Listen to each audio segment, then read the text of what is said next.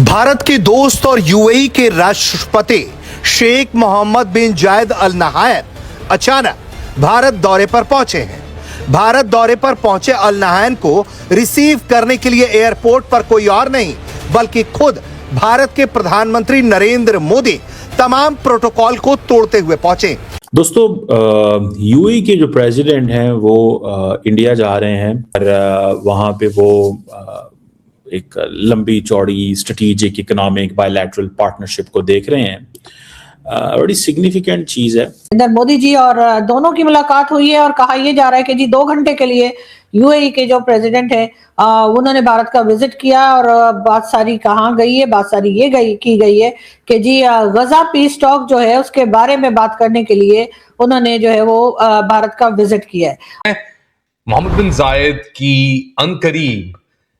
हिंदुस्तान का दौरा, जिसके दौरान जो उनकी non oil based trade volume है जो तकरीबन 36 अरब डॉलर तक पहुंच गई है, उसके अंदर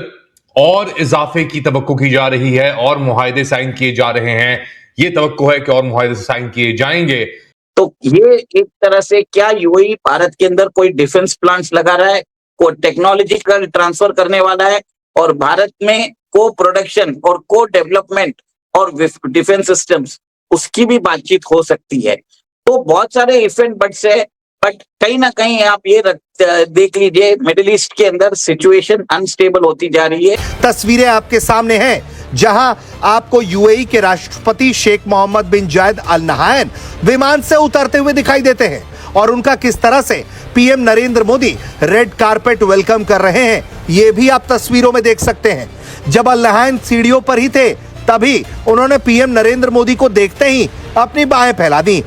जय हिंद साथियों, यूएई के प्रेसिडेंट मोहम्मद बिन जायद जो है वो इंडिया पहुंच गए हैं और आप देख सकते हैं कि किस तरीके से पीएम मोदी उनका स्वागत कर रहे थे। और जाहिर सी बात है साथियों, अगर पीएम मोदी उनका स्वागत करने के लिए एयरपोर्ट पर गए यानी कि ये मामला जो है बहुत ही ज्यादा गंभीर है, यानी कि इंडिया और यूएई के बीच में कुछ बड़ा संबंध जो है स्थापित होने वाला है और इस पर जो है साथियों दुनिया की नजर बनी रहेगी। क्योंकि साथियों पिछले कुछ समय से भारत इस तरीके से मिडिल ईस्ट के जो देश हैं उनके साथ संबंध बनाते जा रहे हैं। इस पर दुनिया को आश्चर्य होगा कि आखिरकार ये जितने भी मिडिल ईस्ट के इस्लामिक कंट्री हैं वो किस तरीके से पाकिस्तान का इतना साथ ना देकर वो भारत के साथ अपने संबंध को मजबूत बना रहे हैं। और दूसरी तरफ साथियों अमेरिका के लाख कोशिश के बावजूद जो है साथियों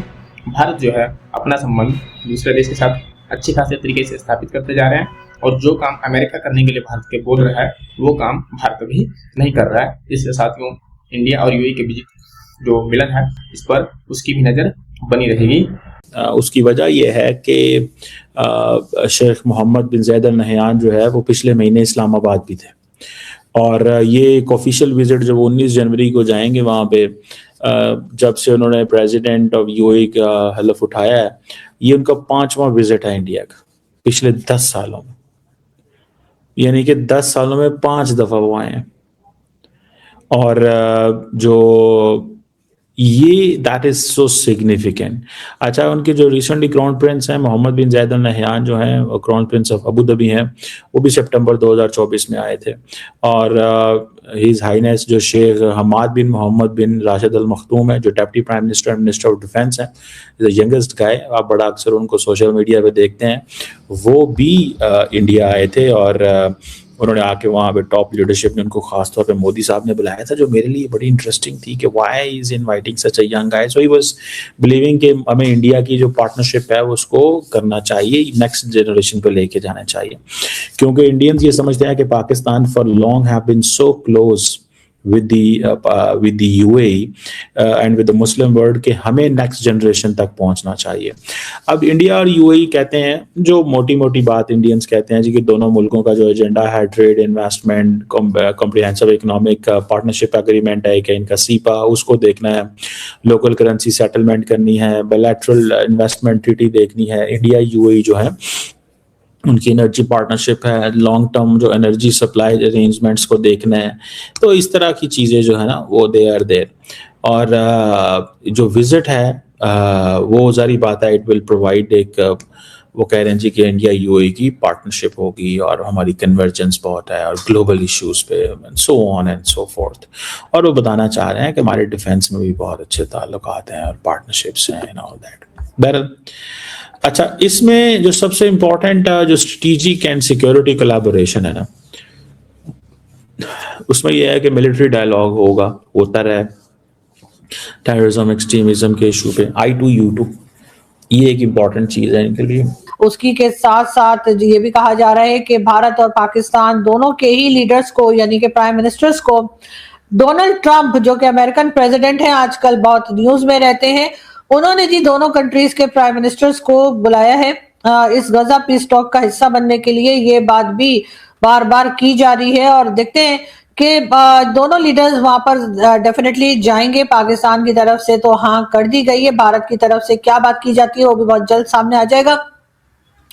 मगर इस पीस टॉक का हिस्सा बनने के लिए कई दूसरी कंट्रीज जो हैं, जिसमें कई गल्फ कंट्रीज जो हैं, उनके हेड ऑफ स्टेट जो हैं वो भी हिस्सा बनेंगे। तो क्या ये पीस टॉक कामयाब हो सकेगी? क्या डोनाल्ड ट्रंप जिस तरह से चाह रहे हैं, क्या उसी तरह से गजा के इशू को सॉल्व किया जा पाएगा या नहीं? पाकिस्तान की ज्यादा हम बात करें तो वैसे डोनाल्ड ट्रंप तो आजकल पाकिस्तान की वाह करते नहीं थकते और हर सूरत में वो पाकिस्तान की लीडरशिप की, पाकिस्तान की मिलिट्री एस्टैब्लिशमेंट की